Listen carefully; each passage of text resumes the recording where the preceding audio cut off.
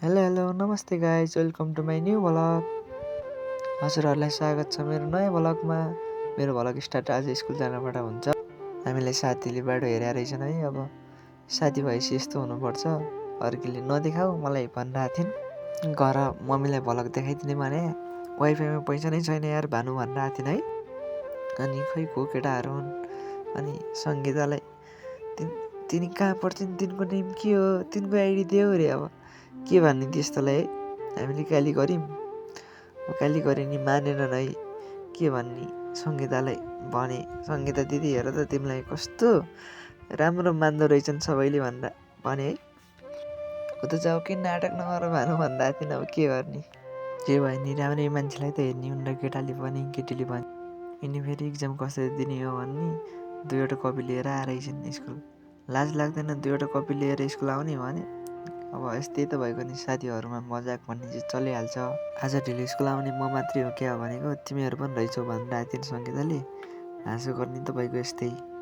कुरा गर्दै जाँदा ज्योतिपुञ्जको र नगरको साथै आएको रहेछन् है। अब अनि गइरहेको थियौँ, बाटो काट्दाखेरि कस्तो हो र डर माने जस्तो। अनि गयौँ हामी फेरि, मैले बाटो काटेँ अनि गयौँ। नगर बसमा मान्छेहरू आएर रहेछन् टन्नै। अरू बेला यस्तो आउँदैन थियो क्या, आज चाहिँ धेरै आएर रहेछन्। अनि कुरामा मलाई त सल्यानको मान्छे मन पर्दैन भन्ने, कसैले रुकुमको मान्छे मनै पर्दैन भन्ने झगडा गर्न लागि के भन्ने। पूजा दिदीलाई देखि त डर लाग्छ हामीलाई है। अनि केही बोल्नै सकिन्न। यता सङ्गीताको र तिनको झगडा परिरहेको थियो। अब यस्तै हो, केटी मान्छे भएपछि झगडा गरिहाल्छन् नि। अनि सङ्गीताले हाने नि एक सर्ट।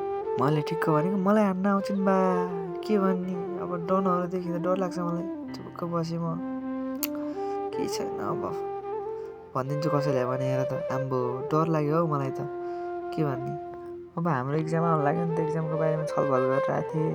कसैले बाहिर हेरिरहेको थिएँ, कोही रुन्छन् कोही हाँस्छन्। हामी लाइनमा नगएर छलफल गर्न लाग्थ्यौँ क्या। अब यस्तै त हो नि, गाह्रो छ पढ्न। त्यसपछि सल्यान खोलाको अघि डन आउनुभयो होइन, सिकाइरहनु भएको थियो क्या कसरी पोज गर्ने भनेर। अब त हामीलाई त थाहा थिएन। डनहरूले कस्तो खतरनाक पोज देखाउनु भयो क्या। अब म त हेरेँ यस्तो पोज त आजसम्म मैले कहीँ देखाएको थिएन है। देखाउनुहुन्छ, छक्क परेको छु म, हेरिरहेको छु। अब भिडियो गराएर राख्नु पर्यो, यस्तो पोज चाहिन्छ पछिलाई भने है।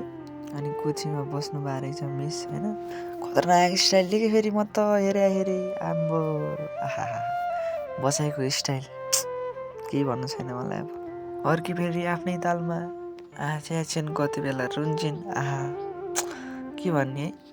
त्यसपछि खोलामा आएको डन आएर मेरो भिडियो खिच्छस् कि भनेर धम्की दिन लाग्नुभयो। डर लाग्यो मलाई त भिडियो खिच्दै।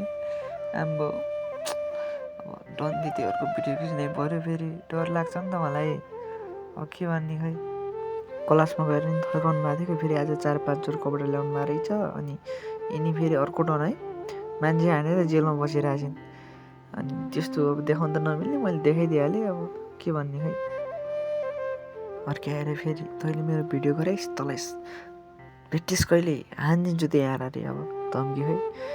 डर लाग्यो मलाई त, चुपक्क बस्यो। फेरि अर्को आउनुभयो, भिडियो गराइदिए मेरो भन्नु। के भन्ने, डर लाग्छ मलाई त। फेरि केही गर्न नि नसक्ने दिदीहरू टन्नै हुनुहुन्छ नि त, डन दिदीहरू। मलाई केही भनेपछि आम्बो डर लाग्छ क्या। अनि आँपको रुखनेर गयौँ, आँप कहिले खाने होला भनेर यसो सम्झिरहेको थियौँ है, कहिले पाक्छ होला। त्यसपछि सिधै ल्याबमा गएर सामानहरू हेऱ्यो है। फर्स्ट टाइम गएको थियौँ, तिनी के अरे सामानहरू सार्ने अरे। अब कहाँ सार्ने, के गर्ने, डिटेल्सको हालत के हुन्छ होला है, केही नसम्झेर हेरिरहेको थिएँ मैले। अनि अब अरू सामान पनि हेर्नु पऱ्यो। ब्रिजहरू रहेछ, कोलम रहेछ, बिम रहेछ, सबै रहेछ है। अब हामीले त अब फर्स्ट टाइम देखेँ।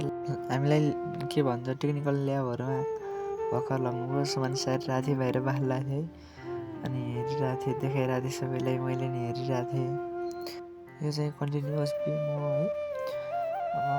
अरू त के देखाउन सक्छु र, मैले नि फर्स्ट टाइम देखेँ। हजुरहरूलाई नि देखेको चिज देखाइदिइहालेँ है। सरले भनिरहनु भएको थियो यो भनेर सिकाइरहनु भएको थियो लाइट है। अब सकेसम्म भिडियो नि गराएँ। यो पनि ब्रिज नै हो। म गाडी चलाउँछु तिमी देखाऊ है भनिरहेको थिएँ। खै के हो, नट्स ल्याबमा रहेछ के चिज हो, गुडाइरहेको थियो उसले फेरि मजा मानेर है। केटीहरूले सफा गरिरहेको थियो है। हामी त्यसपछि नास्ता खानातिर जान लाग्यौँ है। अरूले भलिबल खेलिरहेको थियो, हेर्दै गइरहेको थियौँ। आँपको रुख लिएर गएको बेला सरले बोलाउनु भयो, फेरि सस्पेन्सन ब्रिज यही हो है गाइज। अनि त्यसपछि घरतिर गइयो। केटाहरू हामीहरू गफ गर्दै गइरहेको थियौँ। अब के भन्ने केटाहरूको गफ है। एक्जाम कसरी गर्ने भनेर हल्ला गरिरहेको थिएँ। हामी त यस्तै हो, गरौँला नि जसरी भने भनिरहेको थियौँ है। अनि रुममा पुगेर सिधै हामी डुल्न गयौँ है। अब केटाहरूको गफ सुन्दै हिँड्दै गरिरहेको थियौँ। यो भिडियो नहाल है भानुभक्त भनिरहेको थियो। म त हाल्ने हो भने अब हिँड्यौँ, आरू खायौँ है। दुईवटाले आरू पनि मिठै रहेछन्। डेटिङ बजिरहेको थियो केटा अनि गयौँ है। त्यस्तै त अनि हामीहरूको मजाक चलिरहन्छ गाइज। अनि मजलाई खिचाइरहन्छौँ क्या हामीहरू। सोझो मान्छेलाई खिचाउने मजा लाग्छ है। यही त अनि केटा मान्छे हाँसो मजाक गर्दै गइरहेको थियौँ। यस्तै त अनि सबैलाई थाहा होला नि, दुःख सुख भुलेर हाँस्नुपर्छ भन्ने कुरा।